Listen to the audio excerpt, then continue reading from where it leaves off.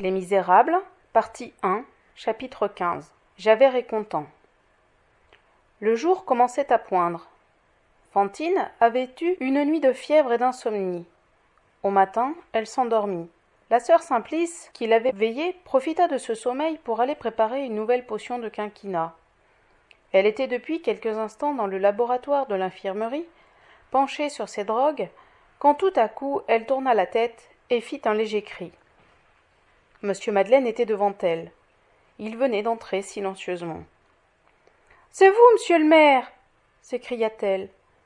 Il répondit à voix basse. « Comment va cette pauvre femme ?»« Pas mal en ce moment, mais nous avons été bien inquiets. Allez !» Puis il demanda. « Puis-je voir, Fantine ? Est-ce que monsieur le maire ne lui fera pas revenir son enfant ?» dit la sœur, osant à peine hasarder une question. « Sans doute, mais il faut au moins 2 ou 3 jours. » « Si elle ne voyait pas monsieur le maire d'ici là, reprit timidement la sœur, elle ne saurait pas que monsieur le maire est de retour. Il serait aisé de lui faire prendre patience, et quand l'enfant arriverait, elle penserait tout naturellement que monsieur le maire est arrivé avec l'enfant.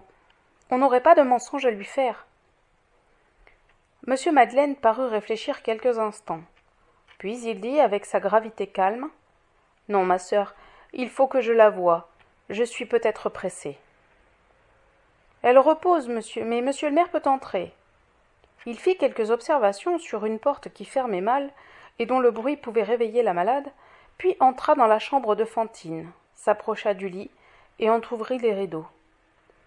Fantine ouvrit les yeux, le vit, et dit paisiblement avec un sourire. « Et Cosette, pourquoi ne l'avoir pas mise sur mon lit pour le moment où je m'éveillerai ?» Il répondit machinalement quelque chose qu'il n'a jamais pu se rappeler plus tard. Heureusement, le médecin averti était survenu. Il vint en aide à monsieur Madeleine. « Mon enfant, dit le médecin, calmez-vous, votre enfant est là. » Les yeux de Fantine s'illuminèrent et couvrirent de clarté tout son visage. « Oh !» s'écria-t-elle, « apportez-la-moi. »« Pas encore, » reprit le médecin, « pas en ce moment. Vous avez un reste de fièvre, la vue de votre enfant vous agiterait et vous ferait du mal. Il faut d'abord vous guérir. » Elle l'interrompit impétueusement. « Mais je suis guérie. Je vous dis que je suis guérie. Est-il âne, ce médecin? Ah, ça, je veux voir mon enfant, moi. » « Vous voyez, dit le médecin, comme vous vous emportez.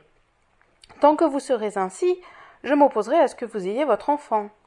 Il ne suffit pas de l'avoir, il faut vivre pour elle. Quand vous serez raisonnable, je vous l'emmènerai moi-même. » La pauvre mère courba la tête. Monsieur Madeleine lui tenait la main. Il la considérait avec anxiété. Il était évident qu'il était venu pour lui dire des choses devant lesquelles sa pensée hésitait maintenant. Le médecin, sa visite faite, s'était retiré. La sœur Simplice était restée auprès d'eux. Cependant, au milieu de ce silence, Fantine s'écria. « Je l'entends, mon Dieu, je l'entends !» Elle étendit le bras pour qu'on se tût autour d'elle, retint son souffle et se mit à écouter avec ravissement. Il y avait un enfant qui jouait dans la cour, l'enfant de la portière. « Oh !» reprit-elle, « c'est ma Cosette, je reconnais sa voix. » L'enfant s'éloigna comme il était venu, la voix s'éteignit, Fantine écouta encore quelque temps, puis son visage s'assombrit. Et monsieur Madeleine l'entendit qui disait à voix basse. « Comme ce médecin est méchant de ne pas me laisser voir ma fille. Il a une mauvaise figure, cet homme-là. » Cependant, le fond riant de ses idées revint. « Comme nous allons être heureuses, elle doit savoir ses lettres maintenant. Et puis elle fera sa première communion dans 5 ans.